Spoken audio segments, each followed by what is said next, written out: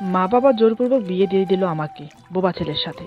আজ আমার বাসর রাত, তাই নববধূ সেজে বসে আছে বাসর ঘরে। কিছুক্ষণ পর আমার স্বামী রুমে প্রবেশ করে আমার সামনে এসে বসে।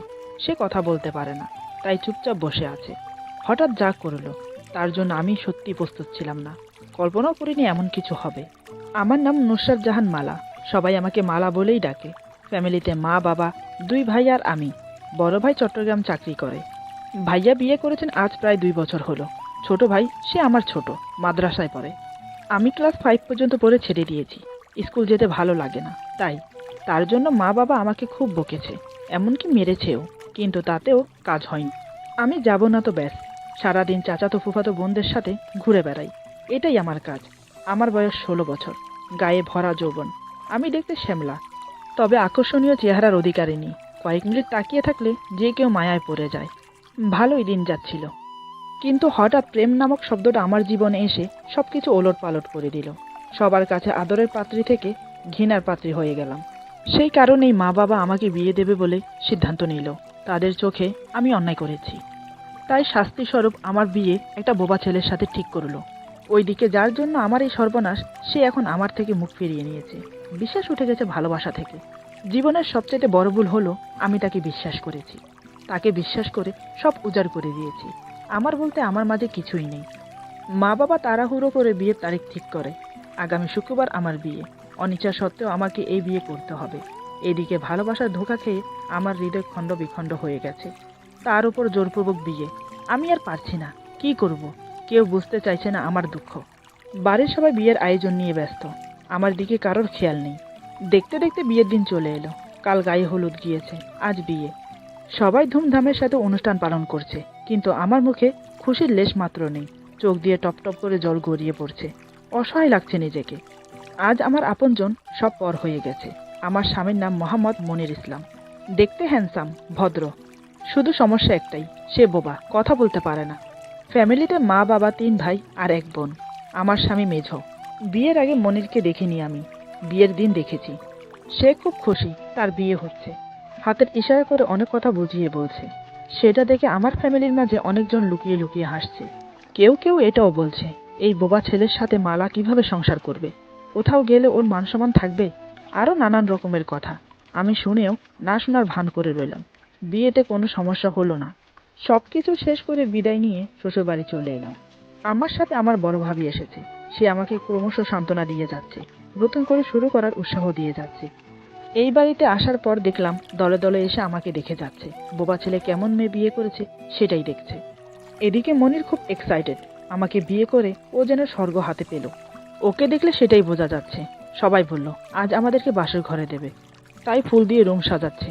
অনেক অনেক স্বপ্ন ছিল এই বাসর রাত নিয়ে, কিন্তু যাকে নিয়ে স্বপ্ন দেখেছি সেই নেই। তার জায়গায় অন্য কেউর সাথে বাসর করতে হবে ভাবতেই মনের মাঝে কেমন যেন করে উঠছে। অনেকক্ষণ ধরে বসে আছি বাসর সাজানো রুমে, মনে মনে এইসব ভাবছি। হঠাৎ দরজা খোলার শব্দে ভাবনায় ছেদ পড়ল। দেখে মনির রুমে প্রবেশ করে দরজা বন্ধ করে দিল। তারপর ধীরে ধীরে আমার সামনে এসে বসে। সে বলতে না পারলেও কিন্তু শুনতে পায়। আমার ঘুমটা সরিয়ে হাসি মুখে হাতের ইশারা করে দেখায়, তোমাকে অপূর্ব লাগছে, চোখ সরাতে পারছি না। এই বিয়েতে তুমি খুশি তো? আমি বোবা, কথা বলতে পারি না। এটার জন্য নিশ্চয়ই তোমার মনে কষ্ট। যা হয়ে গেছে তা বদলাতে পারবো না হয়তো, কিন্তু কথা দিচ্ছি সারা জীবন তোমাকে আগলে রাখবো ভালোবাসা দিয়ে। আমি শুধু হাঁ হয়ে তাকিয়ে আছি, কারণ ওর ইশারা বুঝতে পারছি না। আমি বললাম, আপনি কি বলছেন? আমি বুঝতে পারছি না। এটা শুনে ওর নিত্যদিনের সঙ্গী নোটবুক আর পেন নিয়ে লিখতে শুরু করে। খুব নিখুঁতভাবে ওর মনের কথাগুলো সাজিয়ে লিখে আমাকে দিল। আমি পরে ওর দিকে তাকিয়ে আছি। বোবা হলেও মনের লেখাপড়া জানে। মনির জন্মগত বোবা না, 12 বছর বয়সে টাইফয়েড জ্বর হওয়ার কারণে বোবা হয়ে গেছে। ডাক্তার বলেছে ভালোভাবে চিকিৎসা করলে ও ভালো হয়ে যাবে। লেখাটা পড়ে খুব খারাপ লাগলো। ওর প্রশ্নের কোনো উত্তর নেই আমার কাছে, তাই বললাম রাত অনেক হয়েছে, ঘুমিয়ে পড়ুন। মনির আমার মনের অবস্থা বুঝতে পেরে আবার নোটবুকে লিখতে শুরু করে। আমি শুধু তাকিয়ে দেখছি। লেখা শেষ করে আমাকে দেয়। আমি পড়তে শুরু করি। আমি জানি তোমার মত ছিল না এই বিয়েতে, সেটা তোমার মুখ দেখে বুঝতে পারছি। তোমার ভারী মুখ দেখে আমার ভয় হচ্ছে। কোথাও এমনটা না তো তুমি আমাকে ছেড়ে চলে যাবে? আমি বোবা হওয়ার পর থেকে আমার কোনো বন্ধু নেই, কারণ আমি কথা বলতে পারি না। তাই বোবা হলেও আমি মানুষ। আমারও জীবন সঙ্গী হিসেবে কাউকে চাই। আমি তোমাকে ভালোবাসি। আমাকে ছেড়ে যেও না, প্লিজ তোমার দুটো পায়ে পড়ে।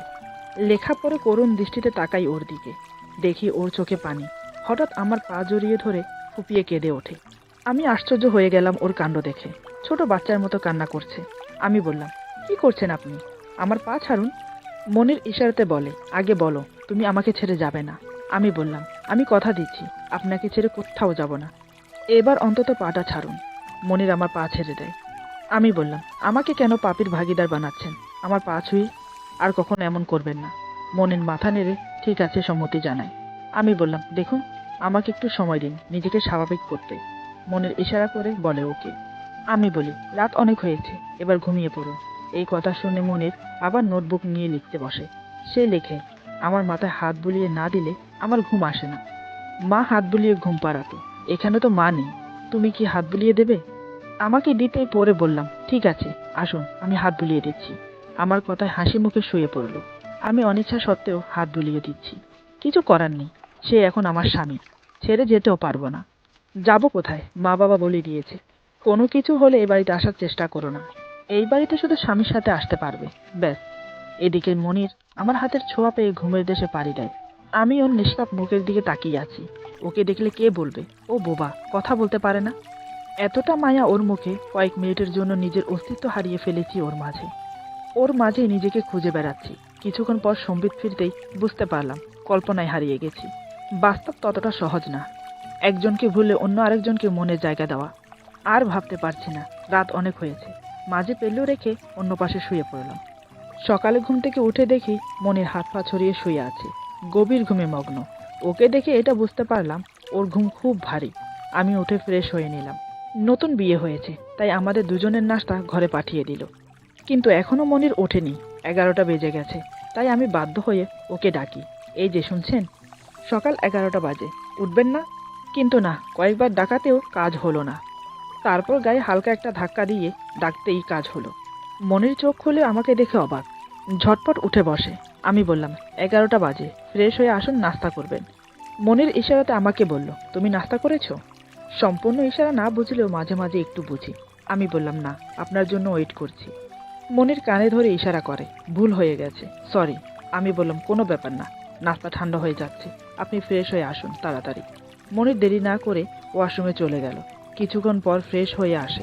এরপর একসাথে নাস্তা খেতে বসি। মনির প্রথমে রুটির সাথে মাংসের টুকরো নিয়ে আমার মুখের সামনে ধরে, ইশারাতে বলে খেতে। আমি প্রথমে আপত্তি জানাই, কিন্তু মনির শোনার পাত্র না, মুখের সামনে ধরেই আছে। কি করব, না খেয়ে উপায় নেই। রুটির টুকরো মুখে নিতেই মনিরের মুখে হাসি ফুটল। হাসলে ওকে আরো অপূর্ব লাগে, চোখে মুখে জুতি ফুটে ওঠে, অদ্ভুত এক আকর্ষণ বিরাজ করে ওর মুখে। চোখ সরিয়ে নেওয়ার কার সাধ? আমারও সেই একই হাল, অপলক দৃষ্টিতে ওর দিকে তাকিয়ে আছি। আমাকে ওভাবে তাকিয়ে থাকতে রেখে মনির আমার হাতের উপর হাত রেখে ইশারা করে খেতে। আমি লজ্জা পেয়ে মাথা নিচু করে নিলাম, চুপচাপ নাস্তা করে নিলাম। নাস্তা খাওয়া শেষ হলে মনির ঝুটা প্লেটগুলো নিয়ে যায় রান্নাঘরে। বড়ভাবে জিজ্ঞেস করে, বউ কেমন, পছন্দ হয়েছে? মনির ইশারাতে বুঝিয়ে দিল, আমার বউ অনেক সুন্দর, খুব ভালো, আমার পছন্দ হয়েছে, এর জন্য তোমাদেরকে অনেক ধন্যবাদ। ভাবি বলে, এখন নতুন নতুন বিয়ে হয়েছে, বাইরে বেশি যাওয়ার দরকার নেই, বউয়ের পাশে থেকে তার মন জয় করার চেষ্টা করো। মনির ঠিক আছে বলে রুমে চলে এলো। আমাকে গম্ভীর হয়ে বসে থাকতে দেখে ইশারাতে বলে, তোমাকে হাসলে খুব সুন্দর লাগে। আমি মনে মনে ভাবলাম, আমি কখন যে মন খুলে হেসেছি নিজেরই মনে নেই। মনির কখন দেখলো আমি হাসতে? আমি বললাম, আমি তো আপনার সামনে কখনো হাসিনি, তাহলে কিভাবে বুঝলেন আমার হাসি খুব সুন্দর?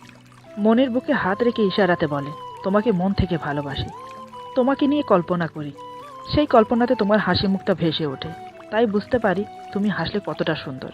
এখন গম্ভীর হয়ে না থেকে তুমি প্রাণ খুলে হাসো, আমি মন ভরে দেখব। ওর ইশারার অঙ্গভঙ্গিমা দেখে এমনিতে আমার হাসি চলে এলো। আমাকে হাসতে দেখে মনির খুব খুশি হলো, কিন্তু সে এটা বুঝতে পারলো না আমি কেন হাসছি। একটা কথা মনে আসতেই হঠাৎ হাসি থেমে গেল আমার, সাথে সাথে মন বলে উঠল, নিশ্চয়ই ওর কথা বোঝানোর ভঙ্গিমা দেখে সকলে ওকে নিয়ে হাসে, যেমন আমি হাসছি। আমার খুব খারাপ লাগলো ওর জন্য, এমনকি নিজের প্রতি ঘৃণা হলো। মনে মনে বললাম, আমার হাসা উচিত হয়নি। হঠাৎ আমার মুখ মলিন হয়ে গেছে দেখে মনের ইশারাতে বলে, কি হয়েছে, তোমাকে মলিন দেখাচ্ছে কেন? আমি বললাম, কিছু না। এই নিয়ে আমাদের মাঝে অনেক কথা হলো। ওর সাথে কথা বলে সারাদিন কেটে গেল আমার। এই একদিনে এটা বুঝতে পারলাম মনির গল্প করতে খুব ভালোবাসে। রাতে ঘুমোতে এসে কাল রাতের মতো আজও মাথায় হাত বুলিয়ে দেওয়ার জন্য বলছে। কি আর করার, হাত বুলিয়ে দিলাম ওর মাথায়। কাল অন্যদিকে ফিরে শুয়েছিল, কিন্তু আজ আমার দিকে ফিরে শুয়েছে। চোখ বন্ধ করে শুয়ে আছে। আমি হাত বুলিয়ে দিচ্ছি, কিন্তু আমার নজর বারবার ওর মুখের দিকে চলে যাচ্ছে। কি অদ্ভুত মায়া, যেটা আমাকে আকর্ষণ করছে। মনির একটু একটু করে আমার কাছে আসতে থাকে। এভাবে চলতে থাকে। প্রতিদিন একটু একটু করে দুজন দুজনের প্রতি দুর্বল হতে থাকি। মনির এমন একটা মানুষ যার কাছে পৃথিবীর সবকিছুই হার মানবে। মানুষকে খুব সহজে আপন করে ফেলে। আমাকেও আপন করতে দেরি হলো না। ওর অবুঝ মন, মাসুম চেহারা, সরল হৃদয় ধীরে ধীরে আমাকে গ্রাস করছে। আমিও ক্রমশ ওর প্রতি দুর্বল হয়ে পড়ছি। আজ প্রায় 2 মাস হলো আমাদের বিয়ে হয়েছে। মনির আমার সাথে অনেক সময় কাটায়। রাতে আকাশের চাঁদ দেখে দুজন মিলে বসে। মনির আমার কোলে মাথা রেখে শুয়ে থাকে আর হাত দিয়ে এদিক ওদিক ইশারা করে দেখায়। মনির কথা বলতে না পারলে কি হবে, একটু একটু শব্দ মুখ থেকে বের হয়, তাতে বোঝা যায় মা বাবাকে ডাকছে। ওই শব্দে গানের সুর ধরে, যত শুনি তত শুনতে মন চায়। গলার কণ্ঠ খুবই সুন্দর মনিরের। যদি আজ কথা বলতে পারতো তাহলে হয়তো অনেক কিছু করতে পারতো। ধীরে ধীরে ওর প্রতি ভালোবাসা জন্মালো আমার মনে। ওকে পেয়ে অতীত ভুলতে শুরু করেছি আমি। এখন অনেকটা বুঝতে পারি মনিরের ইশারা। এখন আর নোটবুকে লিখতে হয় না। মাঝে মাঝে আমাকে বলে, তোমার ভালোবাসা কবে পাবো, আর কতদিন অপেক্ষা করব। কিন্তু আমি তো প্রকাশ করে বলতে পারছি না আমি ওকে ভালোবাসি। একদিন রাতে ঘুমিয়ে আছি দুজন। মধ্যরাতে খুব বৃষ্টি হচ্ছে। বৃষ্টির সাথে সাথে বাতাস বইছে। ঘরময় ঠান্ডা বিরাজমান। দুজন গভীর ঘুমে মগ্ন। বৃষ্টি কখন শুরু হলো বুঝতেই পারিনি। হঠাৎ মনিরের ঘুম ভেঙে যায়। সচরাচর ওর ঘুম ভাঙে না। আজ হঠাৎ বৃষ্টির শব্দে ওর ঘুম ভেঙে গেল। মনির বুঝতে পারে আমি গভীর ঘুমে, কিন্তু আজ ওর খুব ইচ্ছে করছে আমাকে বুকে নিতে, আমাকে একটু আদর করতে। প্রতিদিন যে ইচ্ছে করে না এমনটা কিন্তু নয়, তারপরও নিজেকে কন্ট্রোল করে রাখে। শুধু অপেক্ষা করছে আমি স্বাভাবিক হতে। কিন্তু আজ ওর কাছে পাওয়ার চাহিদাটা বাধা অতিক্রম করার পর্যায়ে। আর পারছি না নিজেকে কন্ট্রোল করে রাখতে। মনে সাহস নিয়ে আমাকে শক্ত করে জড়িয়ে ধরে। জড়িয়ে ধরার সাথে সাথে ওর মাঝে আদর করার প্রবল ইচ্ছে জাগলো। জড়িয়ে ধরা অবস্থায় আমাকে কিস করছে। আমার ঠোঁট দুটোর সাথে ওর ঠোঁট মিশিয়ে পরম তৃপ্তিতে পিপাসা নিবারণ করছে। ওর উত্তেজনার গরম নিঃশ্বাস আমার মুখে পড়ছে। আমার ঘুম ভেঙে গেল। ততক্ষণে মনির খুব উত্তেজিত হয়ে আছে। ইশারাতে কিছু বোঝাবে আমাকে, সেই হুঁশটুকু পর্যন্ত নেই। আমার ঠোঁট তখনও ওর দখলে। আমি জেগে গেছি দেখেও কোনো প্রতিক্রিয়া করলো না। সে মনের আনন্দে আমাকে আদর করে যাচ্ছে। আমিও যে মনে মনে ওকে কামনা করি, সেটা আজ না চাইতেই পেয়ে গেলাম। এতক্ষণ ওর আদর পেয়ে আমিও উত্তেজিত হয়ে উঠি। চোখ বন্ধ করে পরম তৃপ্তিতে ওকে জড়িয়ে ধরি। সেদিন সব বাধা ভুলে গিয়ে একে অপরকে উজাড় করে দিলাম। ওর ভালোবাসার প্রতিটা ছোঁয়া আমাকে পাগল করে দিচ্ছে। ভালোবাসার সুখ মনে হয় এমনই হয়, এক সময় মনের সঙ্গমে লিপ্ত হয়। ওর চাহিদা নিবারণ করে। অনেকক্ষণ পর ক্লান্ত হয়ে আমার পাশে শুয়ে পড়ে। সারা রাত আমাকে বুকে জড়িয়ে রাখে। যৌন তৃষ্ণা মেটাতে রাতে একে অপরকে উজাড় করে দিয়েছি, কিন্তু সকাল হতে আমার কাছে লজ্জা লাগছে ওর সামনে যেতে। মনিরের আগে আমি ঘুম থেকে উঠে যাই। ফ্রেশ হয়ে বাড়ির অন্যান্য কাজে হাত লাগাই। মনিরের ঘুম ভাঙে প্রায় 10টার দিকে। ঘুম ভাঙতে কালকে রাতের কথা মনে পড়ে গেল। মনে মনে খুব খুশি। আনন্দের সহিত কালকে রাতে না বলা কথাগুলো নোটবুকে খুব সুন্দর করে সাজিয়ে লেখে আমার জন্য। তারপর ফ্রেশ হতে ওয়াশরুমে চলে যায়। ভাবি আমাকে বলে, কিরে, মনির তো এখনো ওঠেনি, তুই গিয়ে ডাক দিয়ে আয়। আমার যে লজ্জা করছে ওর সামনে যেতে, সেটা বলতে পারছি না। তারপরও বাধ্য হয়ে গেলাম। গিয়ে দেখি মনির রুমে নেই। আমার জন্য নোটবুকে কি যেন লিখে রেখেছে টেবিলের উপর। সেটা হাতে নিয়ে পড়তে শুরু করি। প্রিয়তমা, কাল তোমার ভালোবাসা পেয়ে সত্যি আমি ধন্য। তার চেয়ে বেশি ধন্য তোমাকে বউ হিসেবে পেয়ে। মাঝে মাঝে মনে হয় আমি কল্পনাতে বাস করি, কিন্তু না, বাস্তবে তুমি আছো। তোমার ভালোবাসা আমাকে আরও জানান দিয়ে যায়। তুমি আমাকে কখনো ছেড়ে যাবে না, সত্যি বলছি। আমি তোমাকে কখনো কষ্ট দেব না, এই বিশ্বাসটুকু রেখো। আই লাভ ইউ মালা। আমি তোমাকে সত্যি ভালোবাসি। লেখাগুলো আমি একটু জোরে জোরে পড়ছি। পড়তে পড়তে এতটাই মগ্ন হয়ে গেছি, মনির কখন যে পিছনে এসে দাঁড়িয়েছে বুঝতেই পারিনি। হঠাৎ আমাকে জড়িয়ে ধরে পিছন থেকে, তারপর আমাকে কিস করতে থাকে। দিনের আলোতে আমার কাছে খুব লজ্জা করছিল, তাই ওকে বাধা দিয়ে বললাম রাতে। কিন্তু কে শোনে কার কথা। মনির আমাকে আদর করতে করতে খাটে শুইয়ে দিল। বুঝতে পারলাম সঙ্গমের নেশা মাথায় চাগার দিয়ে উঠেছে। বাধা দিলেও শুনবে না, তাই হাল ছেড়ে দিলাম। মনির পরিতৃপ্তির হাসি দিয়ে আমাকে আদর করতে থাকে। সত্যি ভালোবাসা অন্ধ। কখন যে কাকে ভালো লেগে যায় বলা যায় না। মালার ক্ষেত্রেও তাই হলো। মনির বোবা। তারপরও তার ভালোবাসার কাছে মালাকে হার মানতে হলো। সুখে শান্তিতে দুজনে সংসার করছে। এটা একটি বাস্তব ঘটনা। ঘটনাটি কুমিল্লা জেলায় ঘটেছে। যার ঘটনা আপনাদের সাথে শেয়ার করলাম সে আমার নিকট আত্মীয়, এক প্রকার বলা যায় আমার বেস্ট ফ্রেন্ড, তার চেয়েও বেশি। এই ঘটনা এখানে সমাপ্ত না, এখানে টুইস্ট আছে। মালার জীবনের মর্মান্তিক প্রেমের ঘটনা যদি শুনতে চান তাহলে কমেন্টে জানাবেন। এটা তো বিয়ের শুরুর ঘটনা, আপনাদেরকে জানালাম। বিয়ের পরেও অন্যরকম একটা টুইস্ট আছে। জানতে হলে পাশে থাকুন, কমেন্টে জানান। গল্পটি এখানে সমাপ্ত। আশা করি গল্পটি আপনাদের ভালো লাগবে। যদি ভালো লাগে তাহলে লাইক, কমেন্ট এবং সাবস্ক্রাইব করে আমাদের পাশে থাকুন। সবাই ভালো থাকুন। আল্লাহ হাফেজ।